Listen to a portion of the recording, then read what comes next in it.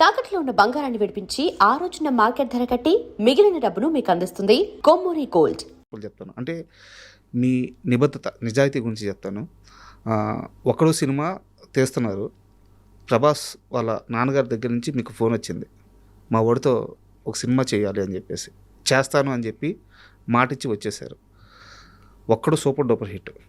MS రాజు గారి ఆ రోజు రేంజ్ ఏంటంటే, అప్పటి ఇండస్ట్రీలో టాప్ హీరోలు ఉన్న చిరంజీవి, నాగార్జున, బాలకృష్ణ, వెంకటేష్ వీళ్ళలో ఎవరిని డేట్లు అడిగినా ఖచ్చితంగా డేట్లు ఇచ్చే రేంజ్. అప్పటికి సరైన హిట్ లేని ప్రభాస్తోనే మళ్ళీ సినిమా తీస్తాను, ఎందుకంటే ప్రభాస్ నాన్నగారికి మాటిచ్చున్నాను అని చెప్పి మళ్ళీ మీరు వెళ్ళి వర్షం తీశారు. సో సినిమా ఇండస్ట్రీలో ఇంత నిజాయితీ, ఇంత నిబద్ధత మిమ్మల్ని కాపాడిందా, ముంచేసిందే? కాపాడిందో ముంచిందో తర్వాత అవన్నీ నాకు ఐడియా లేదు, కానీ బట్ ఇలా ఉండడమే ఇష్టం. అది నన్ను కాపాడిందా కాపాడలేదా లేదు పక్కన పెట్టండి, నేను ఇలా ఉండడమే నాకు ఇష్టం. మాట మీద ఉండడమే నాకు ఇష్టం. ఆ రోజు మీరు వర్షం నేను మళ్ళీ తీస్తున్నాను అనగానే ప్రభాస్ గారి ఫాదర్ రియాక్షన్ ఒకసారి చెప్పండి మాకు. ఫాదర్ రియాక్షన్, ఈ వాజ్ హ్యాపీ. ఆయన చూడని లైఫ్ ఏముందండి, ఆయన ఎన్నో ఫిల్మ్స్ చేశారు. అవునవును, గోపికృష్ణ బ్యానర్ మీద ఎన్నో ఫిల్మ్స్ చేశారు, ఎన్నో చూస్తుంటారు. అక్కడికి వచ్చాడు వాళ్ళ అబ్బాయి లైఫ్. కరెక్ట్, అది క్వశ్చన్. అవును, కానీ ఇందులో ఏంటంటే పాపం ప్రభాస్కి ఈ వాజ్ టూ యంగ్. నేను ఎంత ఎంతూసియాస్టిక్గా నేను నా యంగ్ స్టేజ్లో నేను ఉండేవాడినో, తను కూడా ఒక్కడు తీసిన ఎంఎస్ రాజు గారి సినిమా వచ్చింది అనేది ఎవరికైనా ఒక ఇది కదా, డ్రీమ్ కదా. ఖచ్చితంగా. ఉన్నప్పుడు నేను షాప్ని పెట్టుకున్నా. షాప్ని పెట్టుకున్నప్పుడు ఒక్క మాట ఒక్కన తనకు తెలుసో తెలియక అనేసాడు, ఇది రైట్ అన్నా బావా అని అడిగాడు నన్ను. ఫాదర్ కృష్ణ, మన ప్రభాస్ వాళ్ళ ఫాదరా? కాదండి, స్ట్రైట్గా ప్రభాస్ అడిగాడు. మిమ్మల్ని అన్నారా? అన్నాడు. బావా అంటారా? అంటాడు, ఇది రైట్ డెసిషన్ అన్న, అది ఎందుకంటే అది దాన్ని కొంచెం అలా నసుకుతా పాపం అన్నాడు. తనకి ప్రతి యంగ్స్టర్ స్టేజ్లో కూడా తను ఏదో విధంగా, అంటే తనకి నేను భుజాన్ని వేసుకుని మొత్తం చేస్తాను, వాళ్ళకి ఇంకా తెలియదు కదా సార్. తన సినిమా చేసిన తర్వాత అర్థమైంది. అంటే లేదు ప్రభాస్ బాగుంటుంది, లేదమ్మా బాగుంటుంది అన్న, నన్ను నమ్ము నువ్వు, అది ఇది అని అన్నాను.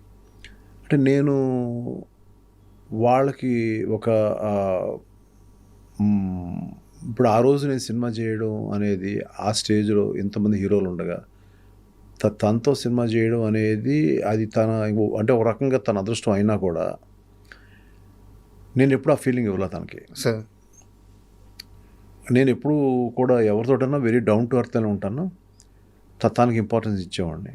ఇంపార్టెన్స్ ఇచ్చినప్పుడు కూడా గౌకున్న ప్రశ్న అడిగేటప్పటికి నాకు కొంచెం 2-3 సార్లు అన్నాడు. అనేటప్పటికి నాకు కొంచెం ఫీల్ అయ్యాను. ఇది సర్లే అయితే మళ్ళీ ఇంకో ఫిలిం చేద్దాంలే అని చెప్పి అన్నాను. అన్నీ నేను మామూలుగా సాధారణ అయితే నా దగ్గరికి వస్తారు కదా, నేను వాళ్ళ ఫాదర్ ఒక ఇది రెస్పెక్ట్ వల్ల నేనే వాళ్ళ ఇంటికి వెళ్ళాను. నేను మళ్ళీ వస్తానులే అని చెప్పేసి కారుకి వెళ్ళిపోయాను.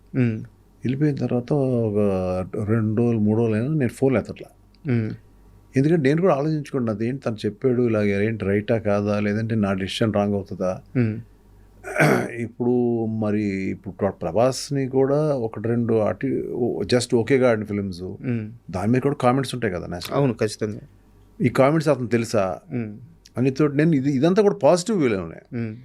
ఎలా ఈ ఫిల్మ్ ఎలా పనిచేయాలి నేను, డైరెక్టర్ అయితే నమ్మాలి కదా, నేను ఎలా ఫుల్ ఫిల్మ్ పనిచేయాలి నేను అనే దాంట్లో నేను ఉండగా వాళ్ళ ఫాదర్ వేశారు. ఏమండి మా వాడు ఏదో గవ్వుకుని అనేసాడు, ఏదో మీరంటే కొంచెం చనువండి, అది అనేసాడు, ఇది అని అలాగ తీసుకోకండి, మీ ఇంటికి వస్తాడని చెప్తే వచ్చాడు.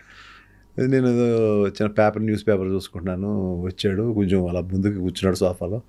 మామూలు కూర్చో ప్రభాస్, ఏముంది దానికి, పర్వాలేదని చెప్పి నేను కొంచెం కాఫీ టిఫిన్ అది చెప్పి మా ఆవిడకి చెప్పి ఇప్పించి మనం ఇంకో ఫిల్మ్ చేద్దాంలే. దిస్ ఈజ్ ఫ్యాక్ట్ అండి, దిస్ ఈజ్ ఫ్యాక్ట్. మనం ఏది స్టోరీ కుకప్ చేసి చెప్పట్లేదు సార్. ఎంఎస్ రాజు గారి గురించి తెలిసిన వాళ్ళందరికీ ఫ్యాక్ట్ అర్థం అవుతుంది. కానీ నాకు ఎంతో ప్రేమ అతనంటే. అతను మంచి హీరో అవ్వాలి. నాకు కృష్ణరాజు గారి ఫ్యామిలీలోంచి పెద్ద హీరో అవ్వాలి. ఇప్పుడు హీరో కృష్ణ గారి ఫ్యామిలీ నుంచి ఒక్కడు ఎంత పెద్ద హిట్ అయింది, ఎంత స్టార్డమ్ వచ్చేసింది, ఈ ఫ్యామిలీలోంచి ఈ అబ్బాయి బాగుండాలి అనే ఒక మంచి ఇత్తోటే ఉన్నాను. అడిగిన చిన్న ప్రశ్నే, కానీ యాజ్ ఎ క్రియేటర్ నేను కొంచెం హర్ట్ అయిన తర్వాత లోపల మా ఆవిడ పిలిచి మీరు ఏ విధమైన మాట మాట్లాడద్దు, మీరు అబ్బాయి ఈజ్ ఏ యంగ్స్టర్, మీరు కృష్ణరాజు గారి మొహం సూర్యనారాయణ రాజు గారి మొహం చూసి అసలు డిస్కస్ పెట్టద్దు, మీరు ఏమనొద్దు అబ్బాయిని. అప్పుడు అబ్బాయి అనేవాళ్ళు ఈ వాజ్ టూ యంగ్. అంతే కదా సార్, 2 సినిమాలు అబ్బాయి ఇవాళ అంటే ప్రపంచానికి తెలిసిన బిగ్గెస్ట్ హీరో. నాకు ఎప్పుడు ప్రభాసే మా అబ్బాయిలు అంటాడే అంతే అని చెప్పి తనే కాఫీ తీసుకొచ్చి ఇచ్చి టిఫిన్ తింటావు అది ఇది అని అడిగి, అదేం ఉండదులే ఆయన చేస్తాడులే నువ్వు ఊరికే అలాంటి అలకలు ఉంటాయిలే ఈయనకి అని చెప్పి అంటే గౌకులు వచ్చి నా వైఫ్ని పట్టుకుని అక్క చాలా థ్యాంక్స్ అన్నాడు. ఇది ఫ్యాక్ట్గా జరిగిందండి. Sir this is the first time I'm opening up I think. ఇప్పుడు ఎవరికి చెప్పలేమాట. ఆ రోజు వచ్చిన అండర్స్టాండింగ్ మా ఇద్దరికి అలా కంటిన్యూ అయిపోయింది. మనం ఏం చెప్తే దూకేస్తాడు, పరిగెత్తేస్తాడు, ఈ డ్యాన్స్ చేసేయి. నన్ను పూర్తిగా నమ్మేశాడు. సార్ వచ్చిన తర్వాత నేను చేస్తున్నప్పుడు అప్పుడు అర్థమైంది హీఈస్ హాఫ్ డైరెక్టర్ అని. మొత్తం మీరు చూసుకుంటారు కదా సార్ సినిమాకి సంబంధించిన అన్ని విషయాలు, స్టోరీ ఎలా చూసుకుంటాను, స్క్రీన్ ప్లే ఎలా చేసుకుంటాను, ఎలాంటి ఇది రాయించుకునేలా చేస్తాను డైలాగ్స్. అది ఒక గొప్ప పరుచూరి బ్రదర్స్ లాంటి వాళ్ళు ఉన్నా కూడా నేను ఎలా మోల్డ్ చేసుకుని వాళ్ళు అలా కాదు సార్ ఇలా కొంచెం యూత్ఫుల్గా రాయండి అంటే ఎలా రాస్తారు అన్ని కళ్ళతో చూశాడు. చూసి ఒక రోజు ఆల్మోస్ట్ సినిమా అయిపోయిన తర్వాత మీరు అవన్నీ పెట్టుకోకుండా మనసులో నాతో మళ్ళీ సినిమా చేయాలి. అప్పుడు మేము ఇద్దరు క్లోజ్ అయిపోయాం, బాగా క్లోజ్. ఒరే ఇది అన్నట్టు స్టేజ్కి వచ్చేసాను తనని. అట్లా ఇట్స్ లైక్ యూనో నాకు ఒక స్టారు ఇవాళ అవుతాడని తెలుసు నాకు. నీకు ఖైదీరా ఈ సినిమా అని చెప్పారు, ముందే చెప్పేశారా? ముందే చెప్పేశాను. తర్వాత ఇంకా అతను తెలుసు కదా మీరు, ఇంకా అక్కడి నుంచి ఆ సినిమా రాజమౌళి గారు చూడడం, కృష్ణవంశీ లాంటి వాళ్ళు చూడడం. నేను షో వేసాను సార్, నన్ను అడిగితే ప్రభాస్ రాజమౌళి గారు చూస్తారంట అని. అది చూసి అతను పర్ఫార్మెన్స్ చూసి నెక్స్ట్ అతనికి వచ్చే ఫిలిమ్స్ అన్నీ మీకు తెలుసు. అవును, ఇంకా అలా ఇప్పుడు ఎవరు కడతారు పెళ్ళికి గంట అంటే ఫస్ట్ కట్టింది నేను. చాలా మంది ఛాన్స్ తీసుకున్నాను. అతని యొక్క అతని యొక్క హైట్ని నేను ఎలాగైతే యూజ్ చేసుకోవాలో అలా చేసుకున్నాను. అలాగే తను కొన్ని కూడా ఎపిసోడ్స్లో మొత్తం లాస్ట్లో తీసాం. ఇప్పుడు హీరోయిన్ని పట్టుకొస్తున్నాడు అతను, ఒక మ్యాచో మ్యాను వెళ్ళి హీరోయిన్ని 100 మందిని చంపేసి మొత్తం అంటించేసి లంకని ఎలా అయితే హనుమంతుడు అంటించేస్తాడో అలా మొత్తం అంటించేసి సీతను ఎలా పట్టుకొచ్చాడు అనేది కథ, రాముడు ఎలా పట్టుకొచ్చాడు అనేది కథ. దీన్ని ఇంత బ్లాస్టింగ్ వేలో చేస్తున్నాడు ఇలాగప్పుడు నాకు ఆ టైంలో మీరు ఇందాక అడిగిన శత్రువు గుర్తొచ్చిందా. అంటే that is the experience what I had with my director Kota Ramakrishna garu. ఓపెనింగ్లో ఏదో కావాలి, ఏంటో ఓపెనింగ్, సరే ఓపెనింగ్ చేసాం, ఏదో చేసాం, థ్రిల్ చేసాం, ఓకే. కానీ ఇంకా నాకు